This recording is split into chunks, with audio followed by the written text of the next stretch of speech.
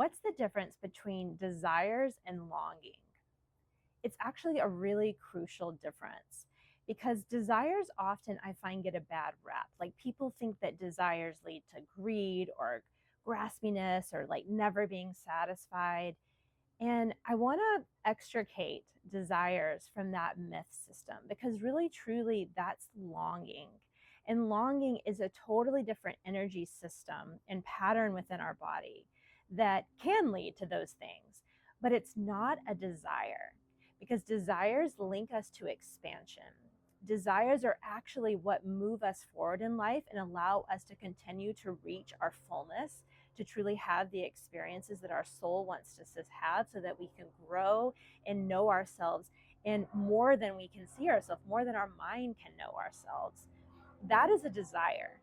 And desires to me are the direct link to everything we want in life. Because as we are learning who we are and we are truly allowing ourselves to live out our soul blueprint, which just means what you're here to do because it delights you, will give you the experiences you want, it allows you to be in your essence of who you are and were created to be.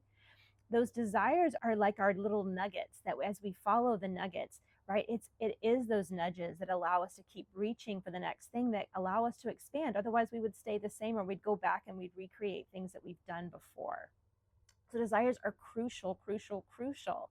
They're actually what we can trust because that is truly how we know who we are and what is good and what we want.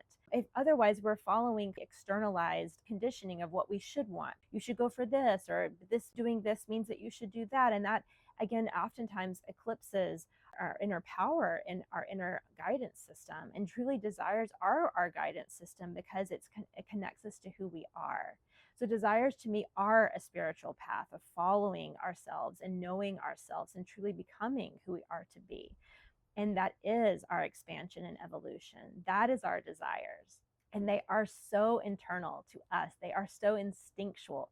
We can't really help what we desire from that level. So some of us desire to travel and to continually expand, and some of us desire to build families and to stay closer to home. Like we all have different desires. And so we can't just say that these types of desires are bad and these are not. This even comes with money, where sometimes some of us desire to have more money and wealth and desire to live in certain ways, and some people don't. Neither way is right or wrong. It's truly what you desire. But that leads me into what's a longing, because oftentimes we think that longings are desires and therefore we don't want to slip up and get caught up in this web of longing. When you touch a desire, you feel something deep within you that feels like it's like expanding or it's pulling you. It's almost like an easeful being drawn into your future. A longing is, to me, it draws me down, but it's more of like the energy contracts, because generally a longing has to do with a limiting belief that you can't have something. So it's a belief that, well, I want this, but I can't have it.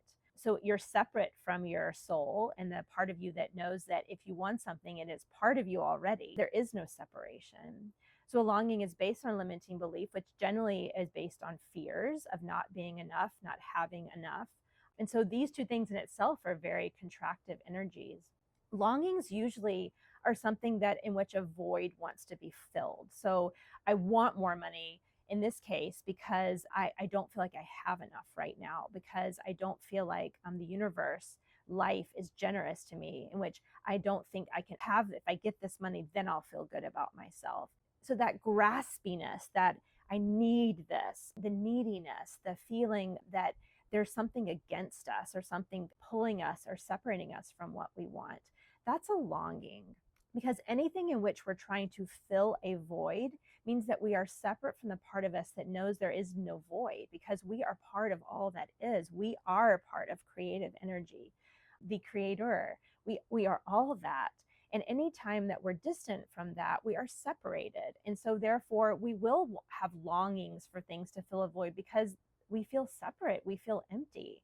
And those longings, if you've ever fed a longing, and another longing just comes up. Like it's just like an endless pool of just trying to grab onto something and you never get it.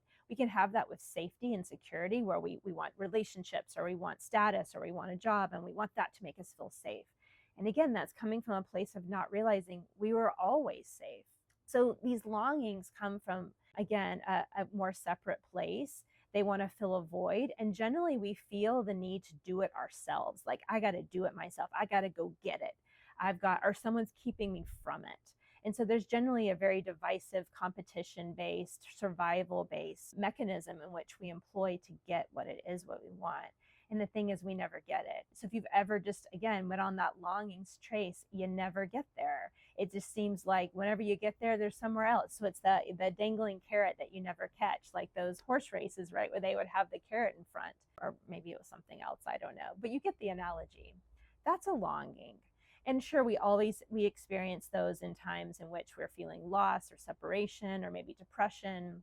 And in those instances, what's arising is just from the state of being that we're in. We're feeling separate. So my recommendation during those times, and what I always do, is I try to do some type of practice that allows me to return to my oneness. So that could be finding something in my life that I appreciate or love.